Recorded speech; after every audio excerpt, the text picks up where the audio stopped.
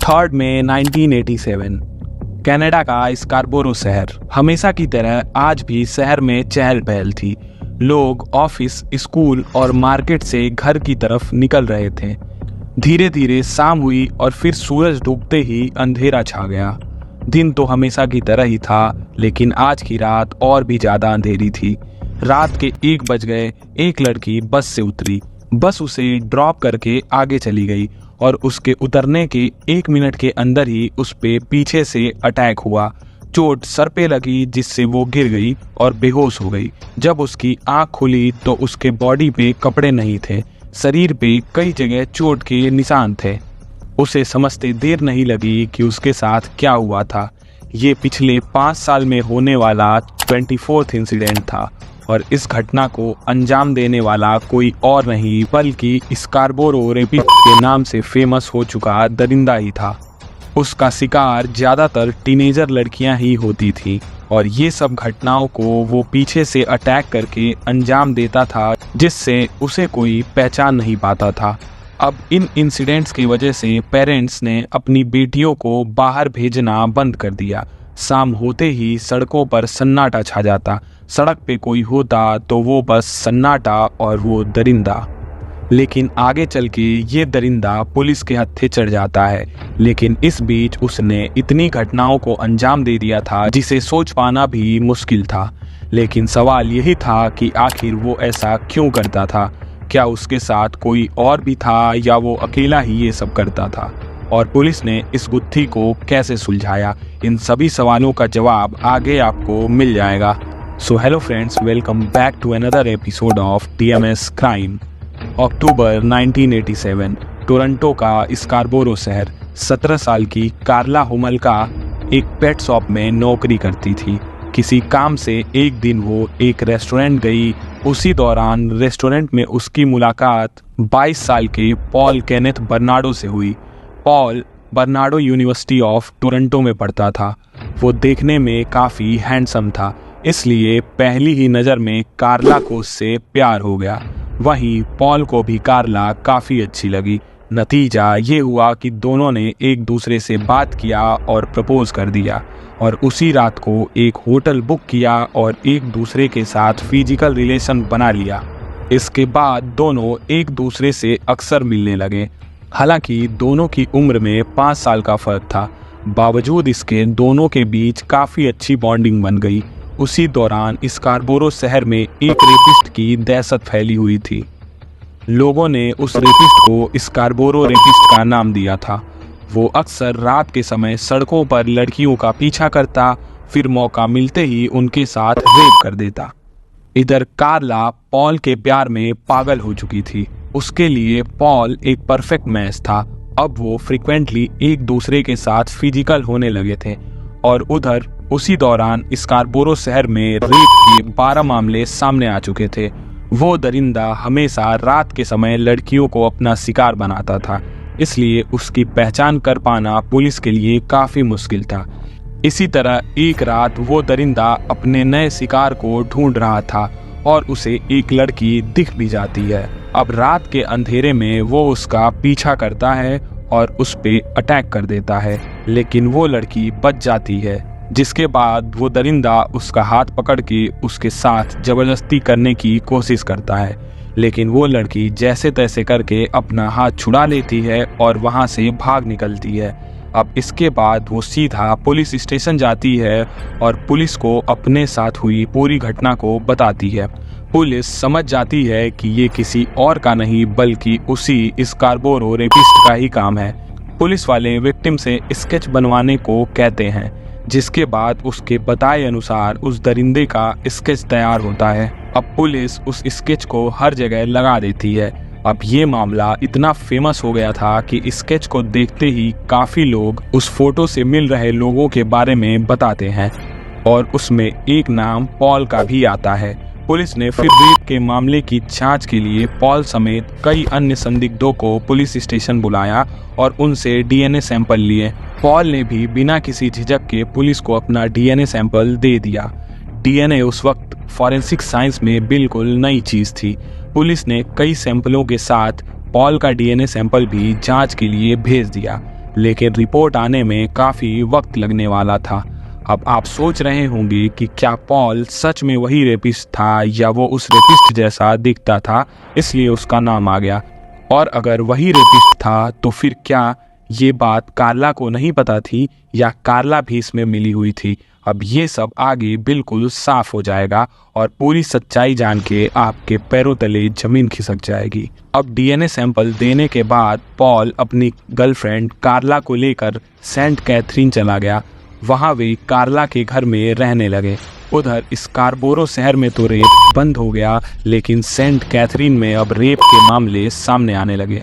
Saint Catherine police ने इन rape case को Scarborough rape case से जोड़कर नहीं देखा, जो कि पुलिस की बहुत बड़ी भूल थी, लेकिन पुलिस ने जांच जारी रखी।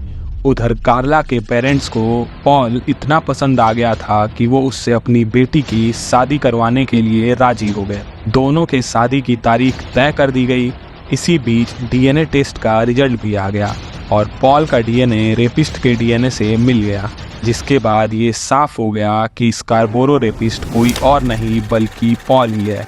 लेकिन वो ये सब क्यों और कैसे अंजाम देता था और क्या इतने सारे इंसिडेंट को अकेला अंजाम दिया जा सकता था? अब ये सब जानने के लिए हमें थोड़ा पीछे चलना पड़ेगा, जब पॉल और कार्ला मिले थे। अक्सर फिजिकल रिलेशन बनाते समय पॉल कार्ला के साथ जानवरों जैसा बर्ताव करता था, लेकिन कार्ला इसमें उसका विरोध करने के बजाय उसे सपोर्ट करती थी। कार्ला को भी अब तक ये नहीं पता था कि जो भी स्कारबोरो सिटी में हो रहा है उसके पीछे पॉल है। जब पुलिस ने स्केच जारी किया और पॉल का डीएनए सैंपल ले लिया गया, तब डीएनए सैंपल देने के बाद पॉल कार्ला के पेरेंट्स के साथ रहने लगा। दोनों के शादी की तारीख तय कर दी गई। पॉल हमेशा कार्ला से कहता कि उसे वर्जिन लड़कियां बहुत पसंद हैं और वो उनके साथ फिजिकल रिलेशन बनाना चाहता है। कार्ला उसके प्यार में इतनी पागल थी कि वो भी इस बात के लिए उसका सपोर्ट करती। हैरानी की बात तो ये थी कि पॉल ने जब कार्ला को बताया कि उसे उसकी 15 साल की बहन टैमी होमल का पसंद है और वो उसके साथ फिजिकल रिलेशन बनाना चाहता है, तो कार्ला ने इस पर कोई आपत्ति नहीं जताई। उल्टा उसने तय कर लिया कि वो आने वाले क्रिसमस में अपनी बहन को ही पॉल को गिफ्ट कर देगी। हुआ भी ऐसा ही। 24 दिसंबर 1990 टैमी होमल्का के 16th बर्थडे से कुछ दिन पहले कार्ला अपनी पेट शॉप से जानवरों को बेहोश करने की दवा चोरी करके लाई। कार्ला के पेरेंट्स जब सो गए तो दोनों ने टैमी को घर के बेसमेंट में ड्रिंक्स के लिए इनवाइट किया। टैमी भी वहां चली गई। फिर कार्ला ने अपनी बहन की ड्रिंक में नींद की गोली मिला दी।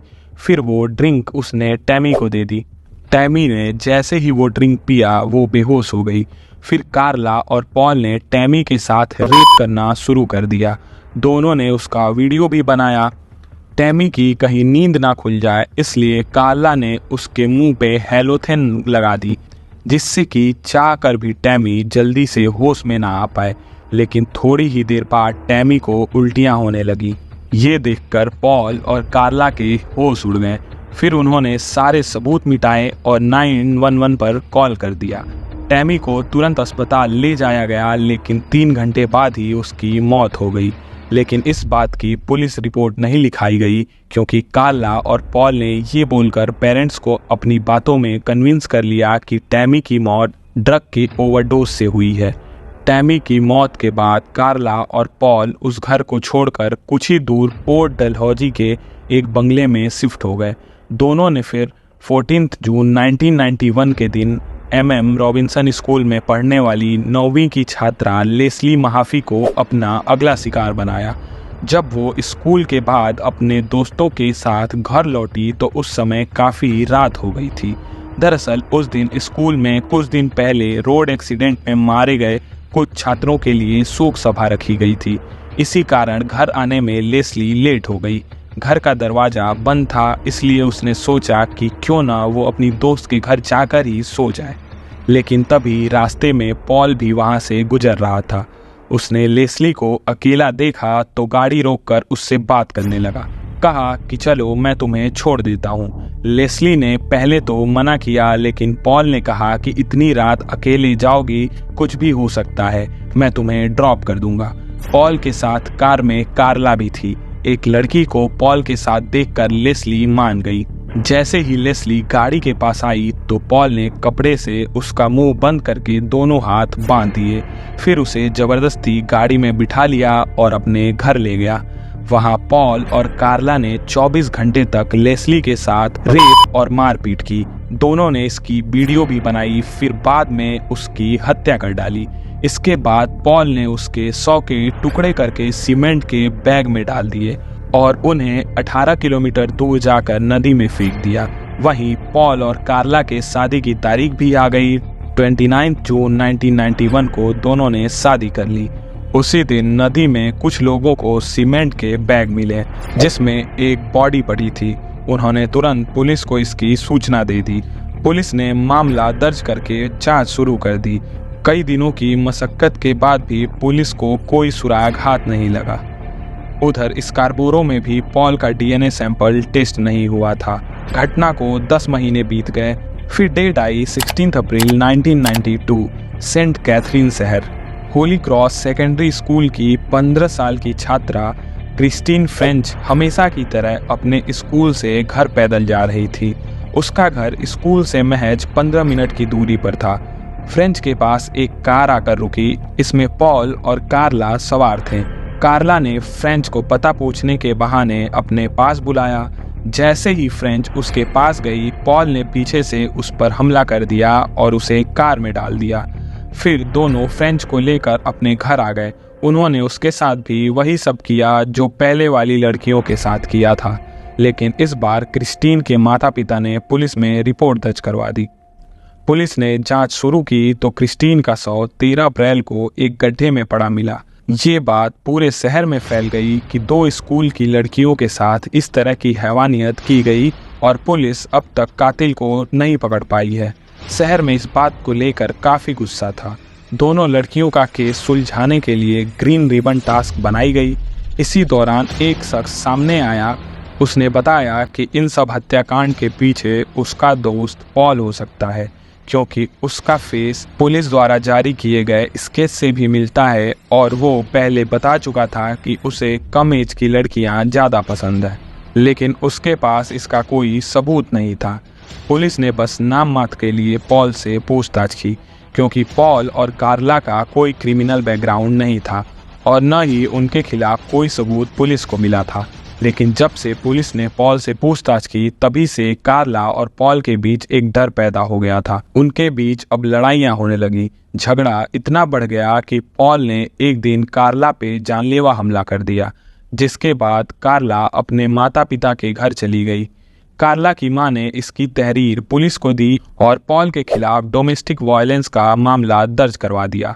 कार्ला जानती थी कि अगर जांच हुई तो कहीं वो वीडियो टेप भी पुलिस के हाथ न लग जाए जो दोनों ने लड़कियों के साथ दुष्कर्म करते समय बनाए थे। फिर उनका भंडाफोड़ हो सकता था। उधर पुलिस ने पॉल को गिरफ्तार कर लिया, लेकिन अगले दिन उसे जमानत पर छोड़ दिया। वहीं 3 हफ्ते बाद आखिरकार 26 महीने पुराना पॉल के डीएनए सैंपल का रिजल्ट आया। उसका डीएनए सैंपल रेपिस्ट के डीएनए सैंपल से मैच कर गया। कार्ला तक जब ये बात पहुंची तो उसने पुलिस के सामने अपने वकील के जरिए एक डील रख दी। उसके एडवोकेट ने पुलिस से पूछा कि क्या अगर कार्ला पुलिस का साथ दे तो उसकी सजा कम हो सकती है। पुलिस इस बात को मान गई। इस डील को डील विद द डेविल भी कहा जाता है। फिर कार्ला ने पॉल के बारे में सब कुछ पुलिस को बता दिया और सबूत ढूंढवाने में भी उनकी मदद की। कोर्ट में दोनों को पेश किया गया, जिसके बाद पॉल को लाइफ टाइम इम्प्रिजनमेंट और कार्ला को 12 साल की सज़ा सुनाई गई। लेकिन जब वीडियो सामने आए तो शहर के लोगों ने इसका विरोध किया। उन्होंने कहा कि कार्ला को भी उतनी ही सज़ा मिलनी चाहिए जितनी पॉल को मिली है, क्योंकि इस घिनौने कृत्य में दोनों बराबर के हिस्सेदार थे। लेकिन डील के मुताबिक कार्ला को बस 12 साल की ही सजा हुई। 12 साल बाद यानी 4 जुलाई 2005 को कार्ला जेल से रिहा हो गई। फिर उसने किसी दूसरे शख्स से शादी कर ली। उसके 3 बच्चे हैं, लेकिन कार्ला अब अकेली ही रहती है, जबकि कार्ला के तीनों बच्चे उसके पति के साथ रहते हैं। वहीं पॉल अभी भी जेल में है। जानकारी के मुताबिक 2015 में जेल में रहते हुए पॉल ने एक किताब लिखी, अ मैड वर्ल्ड ऑर्डर। ये बुक अमेज़न पर 2 हफ्तों तक खूब बिकी, लेकिन लोगों के विरोध के बाद इस बुक को वहां से हटा दिया गया। पॉल अब भी अपनी सजा काट रहा है। उसने कोर्ट में मल्टीपल टाइम्स बेल के लिए रिक्वेस्ट किया, लेकिन कोर्ट ने उसे बेल देने से मना कर दिया। तो ये थी एक ऐसे सीरियल रेपिस्ट की स्टोरी जिसने अपने अंदर के जानवर को शांत करने के लिए कई मासूमों की जान ले ली। और सबसे सैड पार्ट तो ये था कि इन ज़्यादातर घटनाओं में खुद एक वुमेन होने के बाद भी कार्ला ने पॉल का साथ दिया। आपको क्या लगता है कि कार्ला को और सज़ा होनी चाहिए थी या नहीं? कमेंट करके ज़रूर बताइएगा। तो आज के इस स्टोरी को यहीं ख़त्म करते हैं, फिर मिलेंगे एक नई स्टोरी के साथ। तब तक के लिए नमस्कार, धन्यवाद।